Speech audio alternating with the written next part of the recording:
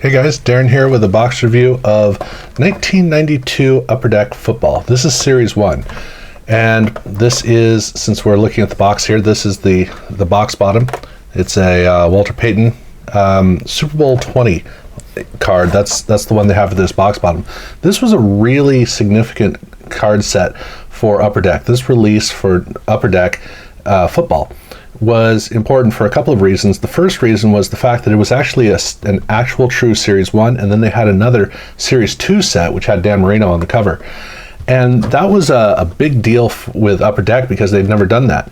In baseball, they had continued to do the low series and high series, and in both basketball and hockey, they would continue that following this set. So this is the first time they'd ever did that, which is good. So Series 2 packs do not have any of these cards in them. The packs themselves are really, really elegant packs. They're gorgeous packs. And the cards themselves are truly elegant as well. I mean, they're magnificent cards. The colors are extremely rich. In some cases, like here with the Bucks, they're way too rich, but that's perfectly fine. I mean, this was right when the color saturation was hitting its height, and it still looked really good. So the cards themselves are very sumptuous affairs, and the card design, it's a little bit too formal. So it doesn't quite have the punch that normally card designs have, but the formality of it still does read really well. A good logo for the team, a little color element on each one of the cards, and so overall the cards read beautifully. The card back is just an Upper Deck card back, looks a little better with marble, but that's about it. But that was the way that they designed the set for these cards. And so it was fun to go back and go through this. Now I think that 93 was a better year because these cards do lack the punch, but still they're great cards, and Upper Deck was making a lot of improvements. And also with this set, with the cards in this set, they came up with a lot of subsets. They had already done that in the previous year. This year they leaned a little bit more heavily into it. I think you could it'd be fair to say that. So they had their rookies up at the front, which is here, and this is actually the first card in the set. It's a rookie checklist. So they start off with that, and then they had their rookies, and then they had their all rookie team. So you're looking back at the previous year, and then you have the team card art, which was a tradition they'd already been doing, and then they go through the regular player cards, and then they close out. Or toward the end of the set, they have two subsets. One season leaders, and then the other one is team MVPs. And then they do have this one checklist card here for the season leaders, which is cool. Thurman Thomas, Warren Moon, and Michael Irvin. Nice art. So that was how they laid out the set. And going through the packs was a fun experience because of the fact that the cards, they really do have a nice appearance, but it wasn't as engaging as it would be in 93 because there's not a good combination. In these cases, in most of these cases, the images do stand out really well, so you want to look at the images. But normally as you're going through these cards, the images aren't all that distinctive on the cards, and so it kind of runs together. The images are too heavy, too busy, but the bottom is way too busy as well, so that kind of drags it down. So, for this Terry Allen card, this could be a lot stronger if there wasn't so much going on. And so that means that when I'm going through the packs and I notice this, I read his name, but my eye is not pulled up. And that it would have been nice. Well, Darryl Green's a great one, but it would have been nice as I was going through these cards in the packs to really be more enriched in terms of seeing all of the cards. However, that being said, the cards are still really nice, and it made me want to go back later on and just spend time looking at each one of the cards because the cards do have that strength. These cards were intended to be great cards for collectors where you get it and cherish it, and that is really how they designed it. Ironically, the set starts off with its rookies where they were so rushed to get these to print that there's no logo anywhere for each player. So here's Edgar Bennett, here's Jimmy Smith, one of Jimmy's few rookie cards, and the only place where you can see where he where he plays in the league is right here, the logo right in the middle of the card. That is the only place where they put it, and they do talk a bit about it. I think what they did was they were trying to get this to print so quickly that they designed this for star rookies, not knowing where they were going to go, and then they rushed these plates in later on as close to the deadline as they could so they could crank it out. But it makes it strange where you start off the set and look at this. You've got these cards that, in the case of Jimmy Smith, he does actually have the logos. He's one of the rare cases where they have it. But for card after card after card, so here is the actual set. You got Brian Baldinger, you got Joe Bowden, Terrell Buckley. As you go through all of these cards, there's nothing related to the pros. Literally. Yes, you can turn the cards over and you can see all of the teams that these guys were going to play with, but it's a strange way to start a set. So set-wise, it's kind of weird, and in packs, it is kind of strange. For me, it's always strange to see the college uniforms. So that was kind of weird, but they did have a number of subsets, so it was nice to be able to see, you know, the all-rookie team and to see the team checklist as I went through. So the card packs are cool. All the cards in the packs look really good. As far as what you get in the end, the set itself, I got within 83 cards, which means I got a little bit over 3/4 of the set, but I didn't even get to close enough to where it would make sense to, if I got a second box, there's a good chance I might get a second set, but not a guarantee. And so that's the thing, is for this box, the collation, it's not too bad. There are a number of cards where I've got 2 or 3 copies, or 3 or 4 copies of each card. For the most part, it's mostly just straight doubles, but there are whole sections that are missing, which I'd seen in the other 92 releases. So in terms, if you get a box, you're not going to get very close to one set. 2 boxes might not either. It might be a 3-box affair, which for a 400 card set is kind of strange. But as far as the doubles, I did get, I got all of the cards of note, all the cards I cared about. I did get all of those. And with the doubles, I got Edgar Bennett and Jimmy Smith. I got both of them as doubles. Got 2 Emmitt Smith team cards, an Elway, 2 Marcus Allens, a Tim Brown, Sterling Sharp. I got 2 Steve Youngs. I got a Barry Sanders season leader, Thurman Thomas season leader. I got 2 of the team cards with Thurman.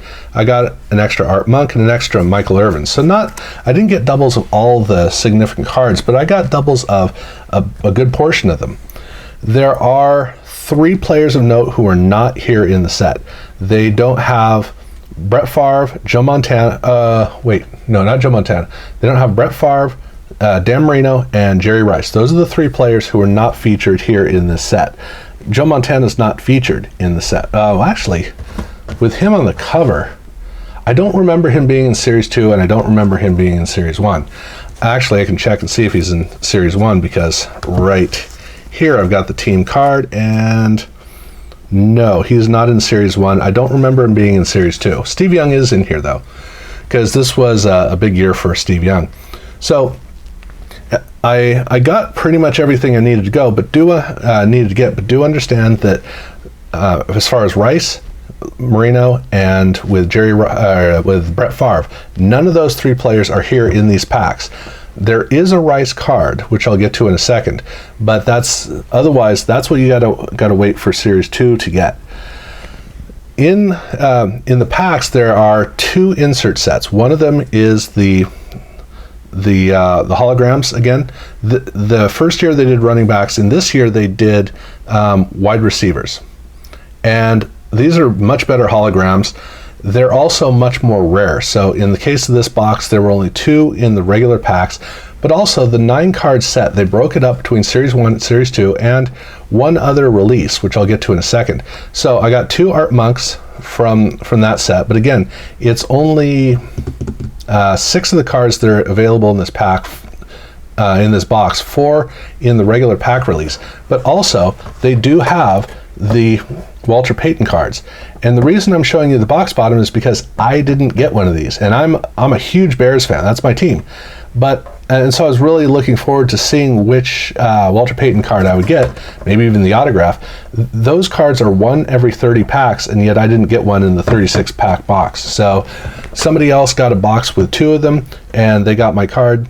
I'm jealous, but otherwise, it's still otherwise a good.